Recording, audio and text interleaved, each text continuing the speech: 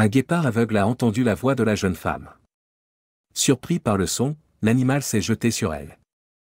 Ce qui s'est passé ensuite et pourquoi était incroyable. Un centre de réhabilitation dans une ville en Russie accueillait un jeune guépard amené d'un cirque pour être soigné. L'animal était extrêmement malade et épuisé. Au lieu de se promener dans l'enclos où il l'avait emmené pour le soigner, dès qu'ils sont entrés, il s'est couché et n'a pas bougé. Le matin, rien n'avait changé. L'animal ne se levait pas, ne mangeait ni ne buvait. Le personnel a alors appelé une vétérinaire nommée Maria. En voyant le guépard respirer profondément et de manière intermittente, elle a décidé que l'animal avait une pneumonie et nécessitait un traitement urgent. Mais les médicaments n'étaient pas la seule solution, car le guépard, qu'ils ont nommé Max, refusait également de manger. Il avait perdu du poids à cause de la famine, sa fourrure avait perdu de son éclat et ses yeux étaient rouges. Quand il essayait de se lever, il tremblait de faiblesse. Maria voulait nourrir Max à la main, qui était en train de mourir, mais son offre a été rejetée. Aussi malade qu'il était, il restait un prédateur. Sa réaction était imprévisible. L'approcher pouvait être extrêmement dangereux, voire fatal. Mais la jeune vétérinaire avait d'autres plans. Une nuit, elle a secrètement ouvert la porte de la cage de Max et est entrée. L'animal était trop faible pour même lever les yeux. Elle a pris un morceau de viande, l'a trempé dans l'eau, et l'a rapproché de la bouche de Max. L'animal a inconsciemment commencé à lécher la viande et l'a ensuite mangée à contre-séhure. Maria était ravie, mais cela lui a également donné une idée. Elle ajouterait des médicaments à la viande et ainsi, elle pourrait à la fois nourrir et soigner Max. Jour après jour, le prédateur sauvage allait de mieux en mieux en mangeant et en prenant les médicaments. Un jour, l'impensable s'est produit. Dès qu'elle s'est approchée de lui, Max s'est soudainement levé. Il s'est dirigé vers elle. La femme était terrifiée à l'idée qu'il l'attaque et la blesse. Max a commencé à se frotter contre elle comme un chat domestique.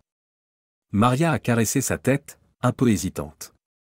Après cela, elle a continué à lui rendre visite tous les jours. Max était excité chaque fois qu'il la voyait et courait vers elle pour lui montrer de l'affection. Ils avaient formé un lien émotionnel difficile à comprendre. Mais malheureusement, toutes les bonnes choses doivent avoir une fin. L'animal guéri devait retourner au cirque d'où il venait. Aucun d'eux n'était content de cela. Maria pleurait et Max était grincheux et agressif dans le véhicule de transfert. Apparemment, il ne voulait pas partir non plus. Maria regardait le véhicule partir. Mais ce ne serait pas la dernière fois qu'elle le verrait. 4 ans avaient passé. Un jour, Maria a entendu qu'un chat aveugle avait été amené à la clinique depuis un cirque voisin. Elle était sur le point de s'évanouir d'excitation. Maria cherchait Max depuis des années.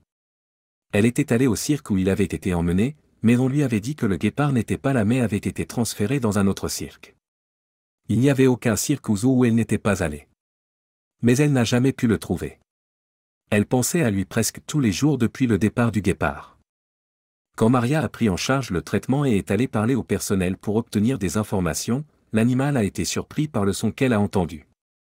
Quand elle s'est retournée pour le regarder, elle n'en croyait pas ses yeux. C'était Max. Son vieil ami était de retour. Mais Max était dans un bien pire état. Il mourait. Pendant 4 ans, le guépard avait été maltraité et affamé, torturé et forcé de faire des choses pour plaire aux clients. Le guépard que Maria avait soigné avait rechuté. C'était un miracle qu'il ait tenu aussi longtemps. Peut-être avait-il résisté aussi longtemps pour voir son ami une dernière fois. Sans écouter personne, Maria a ouvert la cage de son vieil ami, a fait irruption et l'a appelé par son nom. Le guépard a reconnu la propriétaire de cette voix. Il a rassemblé ses dernières forces et s'est précipité vers Maria. Et il a reposé sa tête sur sa poitrine et est resté là pendant plusieurs minutes, comme s'il la désirait. Et il a expiré son dernier souffle sur l'épaule de Maria. L'utilisation d'animaux dans les cirques signifie les retirer de leur habitat naturel. Les garder dans des cages et les forcer à s'entraîner et à se produire affecte sérieusement leur santé émotionnelle et physique. Ces entreprises exploitent les animaux et ne respectent pas leurs droits juste pour gagner de l'argent. Cependant, les animaux devraient vivre librement dans leur habitat naturel, et non comme un moyen de divertissement. Les gens devraient respecter leurs droits et développer une relation avec les animaux basée sur l'amitié, l'amour et le respect.